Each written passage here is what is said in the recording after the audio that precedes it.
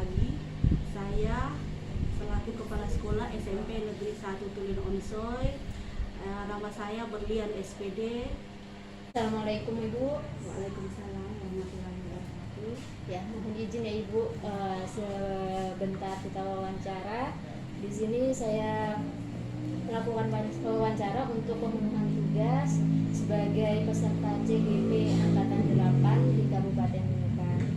Nah, saya atas nama Damiati dari SMK Negeri 1 Tulin Onsoy meminta sedikit waktu Ibu untuk bincang-bincang ke depannya nanti. Jadi tugas ini itu saya selaku CGP ini mencari pengalaman seperti itu Ibu atas kepemimpinan Ibu di SMP Negeri 1 Tulin Onsoy telah memutuskan mungkin banyak menemui kasus-kasus atau dilema-dilema selama memimpin sekolah seperti itu. Jadi langsung saja Ibu. Untuk pertanyaan pertama Ibu, selama ini bagaimana Bu Berlian dapat mengidentifikasi kasus-kasus yang merupakan dilema etika atau bujukan moral Ibu? Terima kasih. Saya akan mencoba menjawab pertanyaan dari Ibu Dani selaku CGP yang dari SMK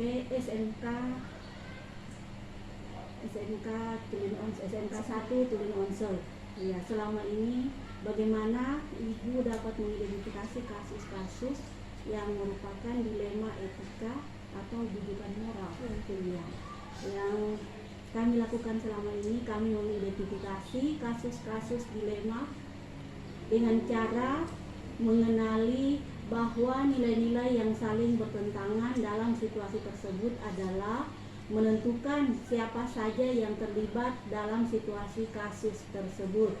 Kemudian yang berikutnya mengumpulkan fakta-fakta, kemudian pengujian benar salahnya, dan kemudian paradigma yang benar. Ya, ada beberapa ini, kemudian ada berikutnya lagi mengulangi bahwa mengenali bahwa ada nilai-nilai yang saling bertentangan dalam situasi tersebut, menentukan siapa yang terlibat dalam kasus dilema etika tersebut, kemudian meminta pendapat dari beberapa guru untuk mencari solusi dalam menyelesaikan kasus etika atau bujukan moral tersebut. Ya, itulah jawaban dari saya tentang mengidentifikasi kasus-kasus dilema etika. Ya. Baik, itu tadi tentang cara Ibu untuk mengidentifikasi ketika menghadapi dilema etika maupun kasus yang tentang bujukan moral ya Ibu. Kita lanjut untuk pertanyaan kedua Ibu. Selama ini bagaimana Bu Berlian menjalankan atau dalam pengambilan keputusan di sekolah ini, terutama untuk kasus-kasus di mana ada dua kepentingan yang sama-sama benar Bu, atau sama-sama mengandung nilai kebajikan. Iya. Seperti itu. Terima kasih. Saya akan mencoba menjawab pertanyaan yang kedua, yaitu bagaimana Ibu menjajarkan atau mengambil keputusan pada kasus etika, ya, pada kasus atau nilai-nilai yang mengandung nilai kebajikan. Betul. Iya. Di sini yang kami lakukan yaitu pertama-tama mengidentifikasi apa saja opsi yang dilakukan dalam kasus tersebut, kemudian mengambil putusan yang tidak merugikan semua pihak. Yang ketiga yaitu membuat daftar semua faktor yang relevan dari kasus dilema tersebut. Ya, itu saja jawaban dari kami. Iya, berarti ada pertimbangan-pertimbangan ya Bu, ketika menghadapi kasus yang sama-sama benar. Iya. Baik, untuk pertanyaan selanjutnya yaitu yang ketiga Bu, langkah-langkah atau prosedur seperti apa yang biasa Ibu Berlian lakukan selama ini, seperti itu langkah-langkahnya. Langkah-langkah yang kami tempuh dalam prosedur ini, yang pertama yaitu mengidentifikasi kasusnya seperti apa, kemudian mengumpulkan informasi yang relevan dari berbagai pihak, mencari solusi yang alternatif, kemudian pertimbangkan dengan bukti-bukti yang ada, dan yang terakhir yaitu melakukan pendekatan kepada kedua belah pihak ketika keduanya menurut saya sama-sama baik dan sama-sama ada manfaatnya. Ya, itu saja jawaban dari kami tentang langkah-langkah atau prosedur yang kami lakukan selama di sekolah. Baik, informasi dengan cara pendekatan ini mungkin lebih banyak manfaat yang kita peroleh ya Bu, karena kita mendengarkan kedua belah pihak seperti itu. Untuk pertanyaan nomor 4 Ibu, hal-hal apa saja yang selama ini sudah Bu Berlian anggap efektif dalam pengambilan keputusan pada kasus-kasus dilema etika? Dalam kasus ini kami mengambil keputusan yang pertama yaitu mengumpulkan berbagai macam informasi yang terkait dalam kasus dilema tersebut. Kemudian yang berikutnya itu menciptakan beberapa alternatif dan keputusan yang baik, menjadikan opsi untuk dipertimbangkan. Yang ketiga, meminimalisir resiko dari keputusan yang kami ambil tersebut. Yang keempat yaitu menyelidiki situasi atau masalah secara detail. Dan yang terakhir yaitu memilih solusi untuk keputusan yang baik. Ya, itu jawaban dari kami. Iya, baik. Jadi dipilah di mana dalam kasus itu solusinya seminimal mungkin, risiko yang mungkin muncul atau mudaratnya seberapa dan manfaatnya seberapa dipertimbangkan seperti itu ya Bu. Baik, lanjut ke soal nomor 5 Ibu. Hal-hal apa saja yang selama ini merupakan tantangan dalam pengambilan keputusan, yaitu ketika menghadapi kasus-kasus dilema etika itu? Iya.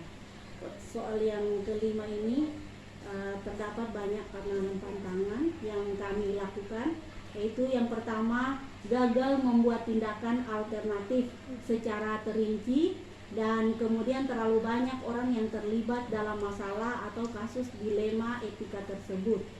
Yang kedua, meremehkan tantangan yang ada dalam arti kasus dilema etika. Kemudian yang ketiga, menginginkan solusi yang jitu, yang sangat cepat dan atau instan. Dan yang berikutnya, tidak meminimalisir resiko yang terjadi.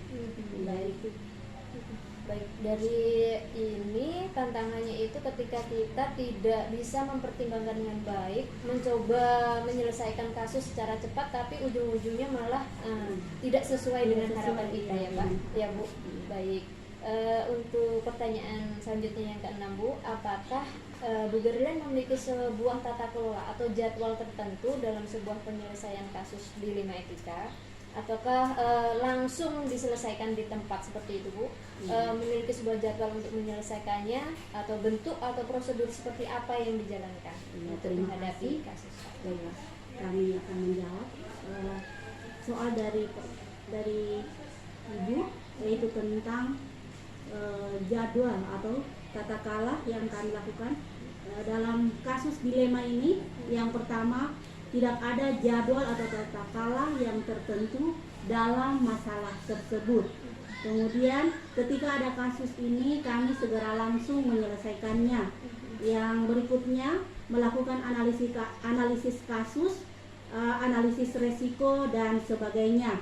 Kemudian bercermin dari pengalaman yang sebelumnya untuk mengambil keputusan yang terbaik. Baik, karena munculnya kasus ini kita tidak duga ya Bu, makanya tidak bisa sesuai dengan jadwal, tetapi kondisional seperti itu ya Bu. Baik, untuk selanjutnya Bu, pertanyaan nomor 7, adakah seseorang atau faktor-faktor yang selama ini mempermudah atau membantu Ibu dalam mengambil keputusan menghadapi kasus-kasus seperti ini? Terima kasih. Dalam kasus ini kami mengambil keputusan. Yang pertama itu kami lihat dari faktor internalnya dari sekolah tersebut, yaitu dari dewan guru, staf, komite. Paling utama adalah peran wali siswa tersebut dan stakeholder atau pengawas, pengawas dan dari dinas pendidikan yang terlibat dalam dan bekerja sama dalam hal ini. Berarti menggerakkan semua keterlibatan warga sekolah, yaitu stakeholder itu sendiri ya Bu. Ya, ini karena sekolah tidak bisa bekerja sendiri, harus saling bantu-membantu, bekerja sama. Baik, pertanyaan terakhir Ibu, ke-8, dari semua hal yang telah disampaikan, pembelajaran apa yang dapat dipetik dari pengalaman Ibu selama mengambil keputusan Iya.